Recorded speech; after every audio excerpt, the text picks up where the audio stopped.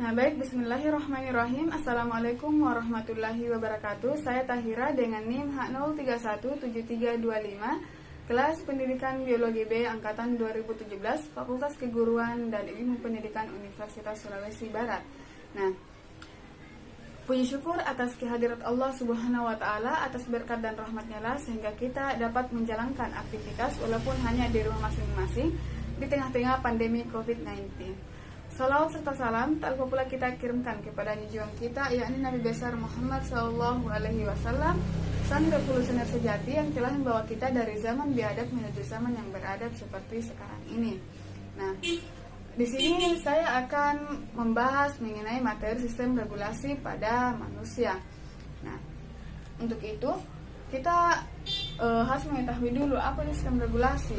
Nah, jadi sistem regulasi ini adalah dia yang mengontrol tubuh kita.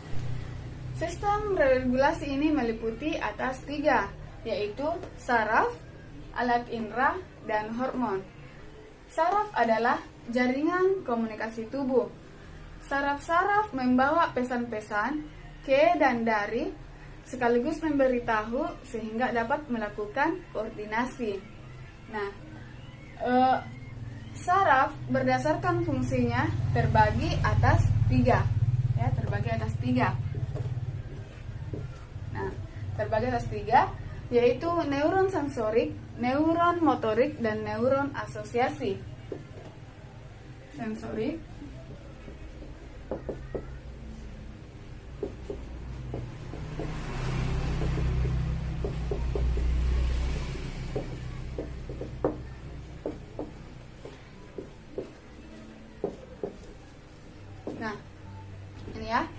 terbagi atas 3, neuron sensorik, motorik, dan asosiasi. Nah, neuron sensorik ini adalah berfungsi sebagai menghantarkan impuls dari reseptor ke pusat susunan saraf. Sedangkan motorik adalah neuron yang menghantarkan impuls motorik dari susunan saraf ke efektor. Sedangkan neuron asosiasi adalah penghubung antara neuron sensorik dan neuron motorik.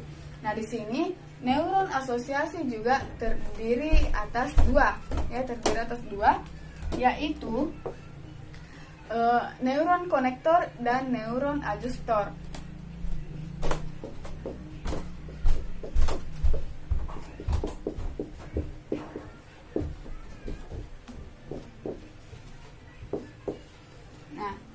Neuron konektor dan neuron adjustor.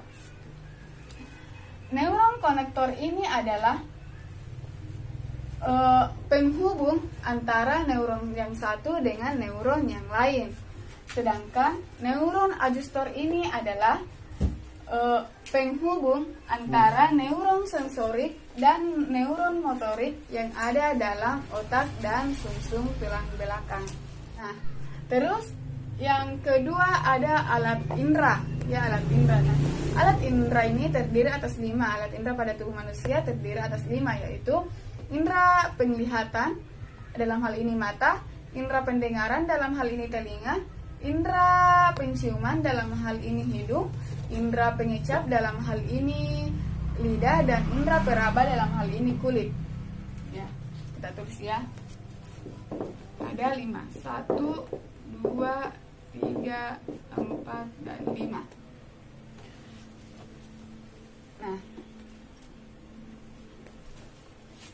ada 5, yaitu mata, telinga, hidung, lidah, dan kulit. Nah, ini adalah alat indera pada tubuh manusia. Nah, terus yang ketiga ada hormon. Nah, sistem hormon bekerja secara lambat, tetapi dia kerjanya teratur, berurutan, dan dalam jangka waktu lama. Hormon diangkut oleh darah melalui dalam pembuluh darah. Hormon ini diangkut oleh darah dalam pembuluh darah. Nah, hormon dikeluarkan sebagai respon atas rangsangan saraf secara langsung, ya, secara respon secara langsung, rangsangan saraf secara langsung kepada kelenjar yang cocok. Nah, jadi hormon ini dihasilkan oleh kelenjar-kelenjar tertentu, kelenjar endokrin yang ada dalam tubuh manusia. Misalnya pada gambar, ya, pada gambar. Nah, selanjutnya bagaimana sih proses sistem regulasi pada tubuh? Nah, untuk itu saya jelaskan untuk satu contoh saja pada kelenjar adrenal, ya.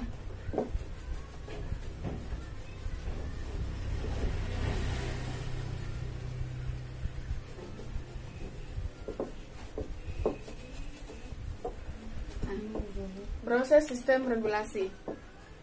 Yang pertama itu dari rangsangan yang diterima oleh alat indera.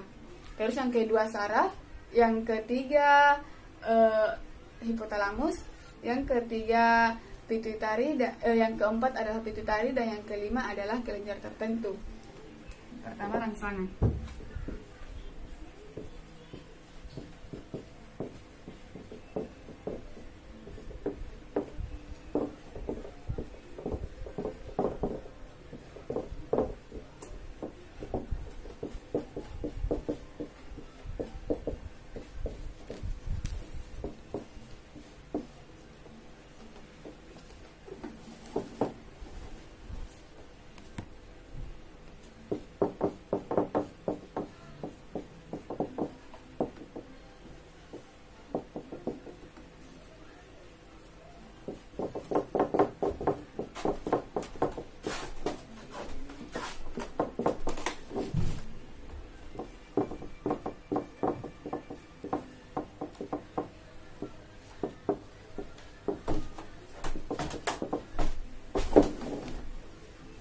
Nah, jadi ini adalah proses perjalanan perjalanan sistem regulasi pada tubuh. Misalnya, saya ambil contoh, ya, dalam suatu kegiatan pengkaderan,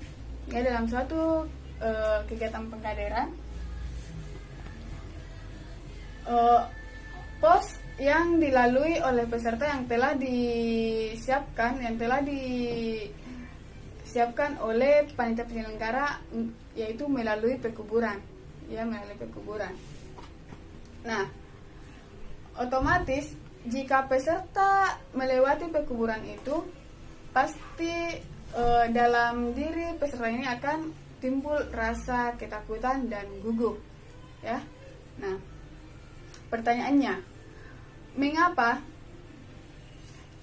jika kita dalam keadaan gugup atau ketakutan, kita selalu ingin pipis, ya? Nah, untuk itu di sini kita akan membahas tuntas hal tersebut. Nah, rangsangan ini, ya, misalnya pada suatu pengkaderan, ya, peserta ini melewati suatu pekuburan, otomatis dia melihat rangsangan itu masuk melalui mata, ya, panca indera atau indera penglihatan. Rangsangannya masuk melalui mata, ya. Nah, terus akan diterima oleh saraf, sehingga mengirim pesan ke hipotalamus, ya. Hipotalamus ini mengirimkan pesan ke hipofisis pituitari. Nah, sesampainya di hipofisis pituitari, sehingga hipofisis pituitari ini akan menyuruh kelenjar tertentu. Saya di sini kelenjar adrenal karena di sini contoh yang saya angkat adalah untuk kelenjar adrenal. Nah, sehingga hipofisis pituitari ini akan menyuruh kelenjar adrenal untuk memproduksi hormon adrenalin, ya. Nah, Misalnya hipotesis pituitari mengatakan, weh kelenjar adrenal, produksi kau dulu hormon adrenalin, sehingga kelenjar adrenal ini menerima suruhan dari hipofisis pituitari.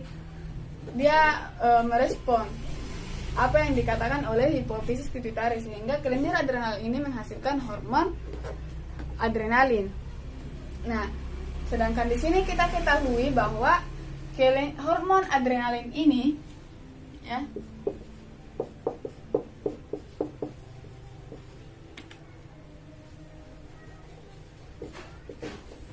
nah, di sini kita ketahui bahwa hormon adrenalin ini berfungsi untuk meningkatkan aktivitas metabolik.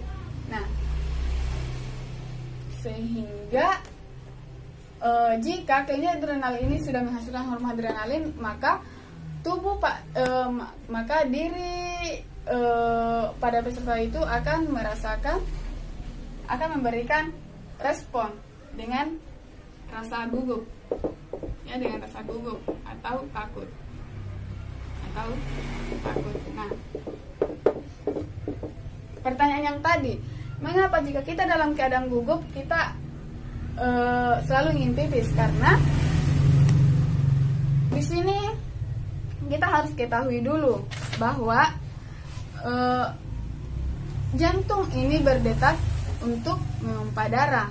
Nah, jika kita dalam keadaan gugup, otomatis detak jantung akan meningkat, ya, detak jantung akan meningkat. Detak jantung meningkat, otomatis aliran darah akan cepat. Aliran darah juga akan semakin cepat, sehingga mengakibatkan proses penyaringan pada ginjal itu juga meningkat atau semakin banyak. Nah, hasil dari proses penyaringan pada ginjal semakin banyak atau meningkat, otomatis akan memproduksi urin semakin banyak lagi, sehingga tempat penampungan urin kita itu cepat penuh dan kita selalu ingin pipis seperti itu. Nah, selanjutnya adalah kelainan atau penyakit pada sistem regulasi manusia.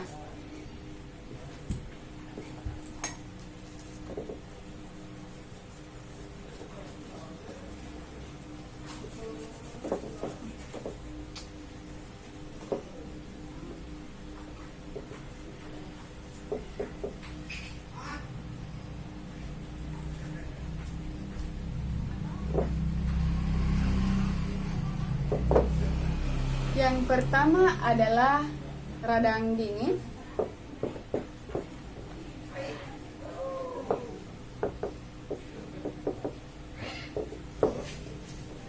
Yang kedua adalah epilepsi.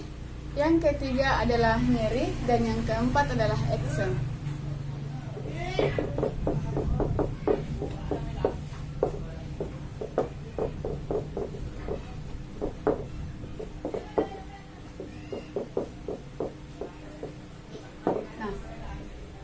Ini adalah keempat dari kelainan atau penyakit pada sistem regulasi manusia. Nah, yang pertama adalah radang dingin, di mana radang dingin ini adalah aliran darahnya tidak sampai pada bagian tubuh yang terserang, sehingga bagian tubuh itu dapat mati.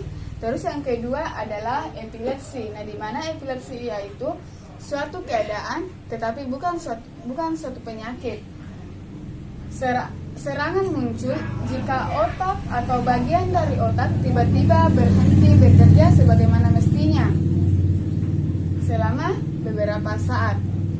Terus yang ketiga adalah nyeri, yaitu perasaan tidak enak. Ini adalah yang selalu saya rasakan.